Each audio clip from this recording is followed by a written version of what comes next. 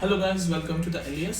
और आज की वीडियो में हम क्या कर रहे हैं? आज की वीडियो में हमारा पर्पस ये है कि जो आपकी एक्सरसाइज 2.3 है वो पूरी की पूरी कंप्लीट कर दें हम इसी वीडियो में। ये हमारा पर्पस है, ठीक है। तो इसमें ज़्यादा क्वेश्चंस नहीं है, पर रिमाइंडर थ्योरम के बारे में थोड़ा सा आप जानोगे। तो क्वेश्चंस पे सीधे कूदते हैं और बातें बीच में करते रहेंगे, हम गप्पे भी लगाएंगे, ठीक है। तो पहला क्वेश्चन ये कह रहा है कि फाइंड द रिमाइंडर व्हेन ये इज डिवाइडेड बाय दिस। ये फर्स्ट क्वेश्चन है, फर्स्ट का फर्स्ट पार्ट है, फर्स्ट क्वेश्चन है नहीं, उसका फर्स्ट पार्ट है। तो बेसिकली कह रहा है कि ये जब इस चीज को हम इससे डिवाइड करते हैं तो रिमाइंडर क्या आता है। तो इसको करने का तरीका ये है कि ये जो है ना, जिससे डिवाइड कर रहे हैं, किससे डिवाइड कर रहे हैं, x+1 से डिवाइड कर रहे हैं, तो इसको जीरो के इक्विवेलेंट पुट कर दो और x की वैल्यू क्या आ गई -1। जिससे हम डिवाइड कर रहे हैं उसको जीरो के इक्विवेलेंट पुट कर दो और x की वैल्यू हो गई -1।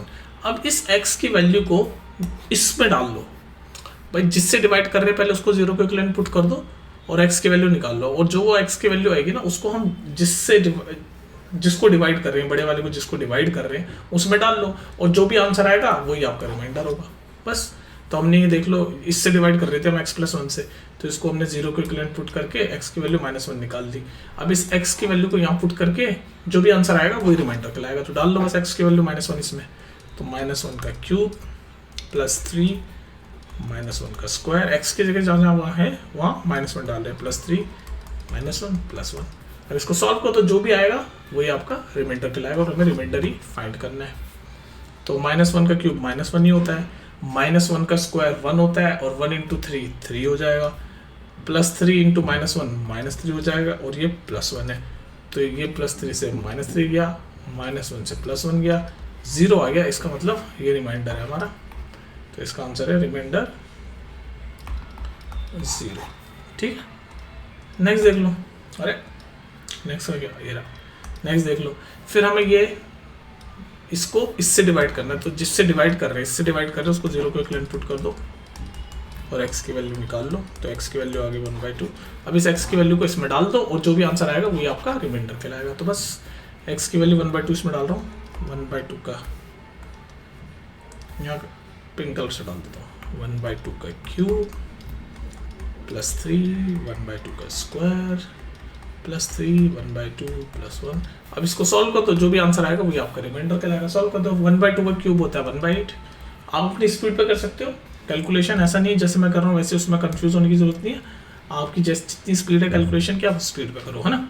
तो 1/2 का स्क्वायर 1/4 होता है, +3 × 1/4 3/4 कहलाएगा, 3 × 1/2 3/2 कहलाएगा, +1 है।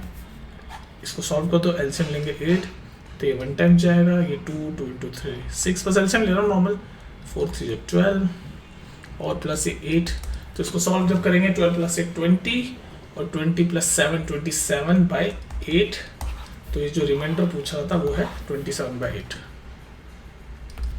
आपको तरीका आ गया ना सॉल्व करने का?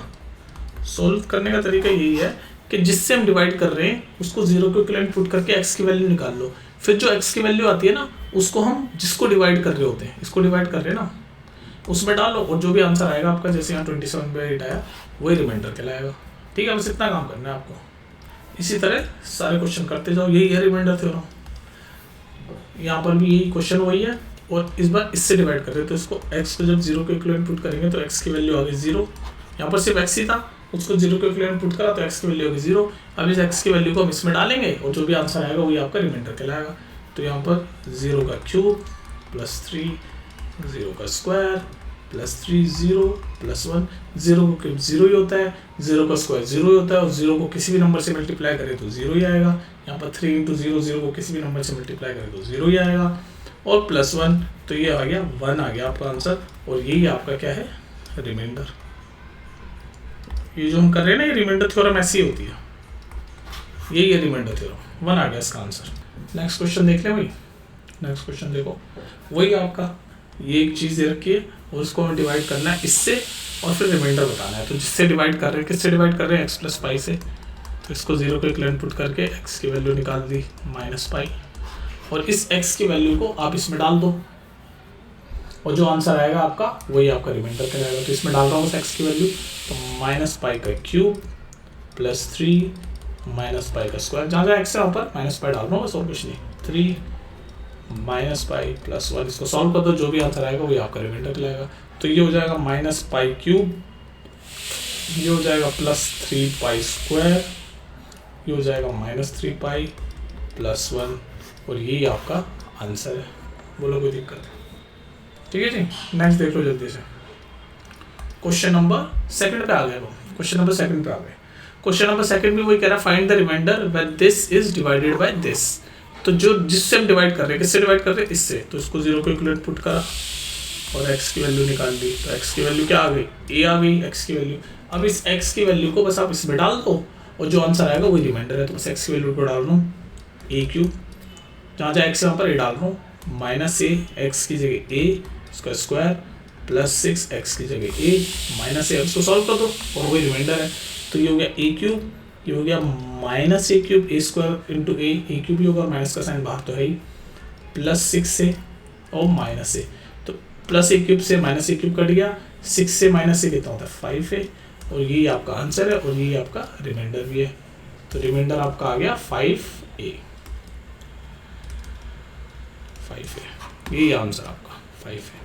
बोलो कोई दिक्कत है इसमें? नेक्स्ट क्वेश्चन देखो, क्वेश्चन नंबर 3। अब देखो यहाँ पर ये फैक्टर थ्योरम वाला क्वेश्चन आ गया। इसमें आपसे बोल रहा है check whether 7 + 3x is a factor of 3x³ + 7x। मतलब ये 7 + 3x क्या इसका, ये जो पॉलिनोमियल मिला है 3x³ + 7x इसका फैक्टर है, ये हमें चेक करना है। तो उसको चेक करने का तरीका ऐसे होता है कि जो पूछ रहा है कि फैक्टर है कि नहीं है, ये 7 + 3x फैक्टर है कि नहीं, ये पूछ रहा है ना इसका, तो उसको पहले हम 0 को इक्विवेलेंट पुट कर लेंगे सबसे पहले। तो 7 + 3x को 0 को इक्विवेलेंट पुट कर दिया और यहाँ से x की वैल्यू निकाल दो, जैसे हम रिमाइंडर में निकालते थे रिमाइंडर थ्योरम में। तो x की वैल्यू आप निकालोगे जब आएगी -7/3। अब इस x की वैल्यू को हम इसमें डाल दो, जैसे हम रिमाइंडर थ्योरम में डाल देते, बड़े वाले में डाल देते थे। तो यहाँ पर ये इसकी वैल्यू निकाली और इसमें डाली। अब जो अगर रिमाइंडर आपका 0 आ जाता है तो हम कह देते हैं कि ये फैक्टर है, और अगर रिमाइंडर आपका 0 नहीं आता तो हम कह देते हैं ये फैक्टर नहीं है। बस इतना सा काम है रिमाइंडर थ्योरम ही।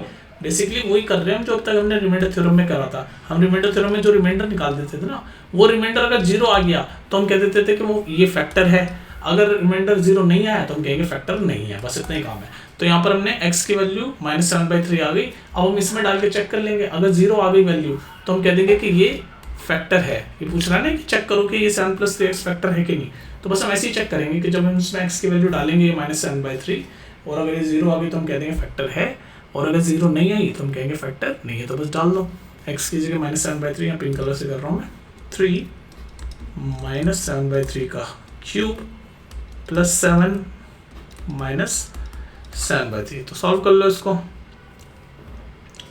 ये होगा आपका -49 × 7 कितना होगा? 243 -243/9, और ये हो गया -49/3।